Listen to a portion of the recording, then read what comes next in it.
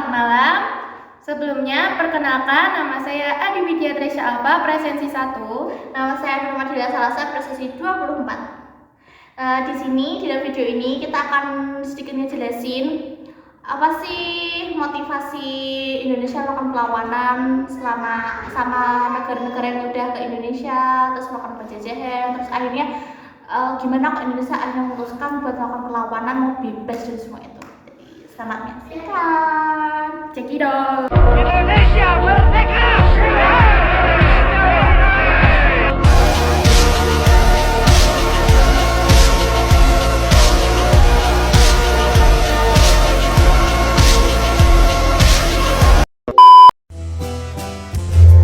Kita sering mendengar nenek moyang kita berperang demi melawan penjajah.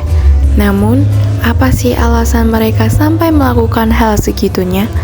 Alasannya bukan cuma mereka ingin merdeka. Ada 5 alasan yang membuat darah pejuang kita mendidih. Alasan pertama ada pada ekonomi.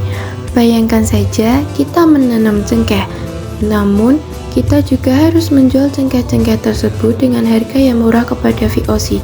Mereka bahkan dapat menjualnya kembali ke Eropa dengan harga 100 kali lipat lebih mahal daripada harga yang mereka minta.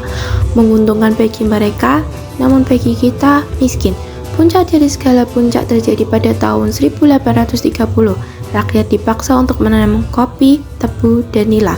Gagal setor sama dengan disiksa. Hal itu belum seberapa dibanding para pekerja yang dipaksa untuk membangun jalan anyar Panarukan. Ribuan pekerja tewas tanpa dibayar. Kekayaan kita dirampas, perut kita lapar. Apakah kita akan terus diam? Alasan kedua ada di masalah politik, di mana raja-raja kita dahulu dibohongi dengan menandatangani sebuah perjanjian. Sekalinya setuju, kekuasaan akan dicabut perlahan-lahan. Kita bahkan tidak boleh memimpin di tanah sendiri. Semua sudah diatur gubernur dan jenderal. Bahkan di pengadilan sekalipun, di saat Belanda melawan pribumi, sudah sangat jelas siapa yang akan memenangkan hak tersebut. Kita bahkan dianggap tidak mampu mengurus negara sendiri. Alasan ketiga ada pada permasalahan agama dan kebudayaan.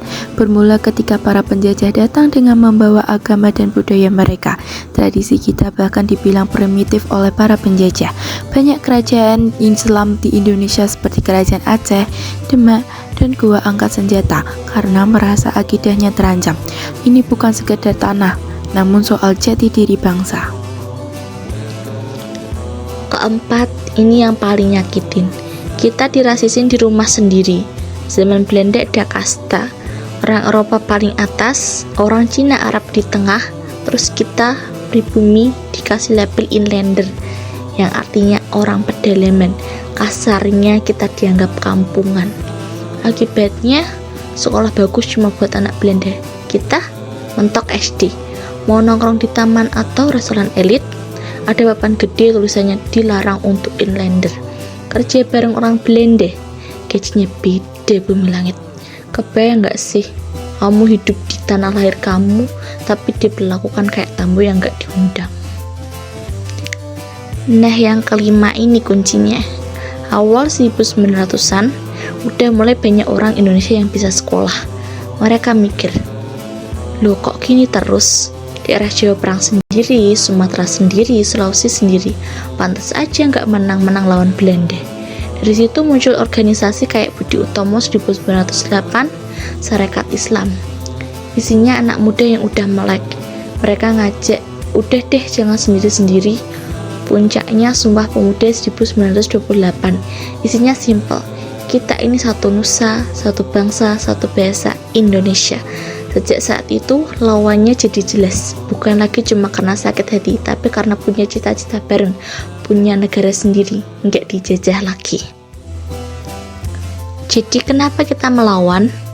Karena 350 tahun diperas, ditindas, dihina, dan identitasnya mau dihapus. Perang itu bukan emosi, tapi akumulasi luka. Dan dari luka itu, lahir bangsa ini.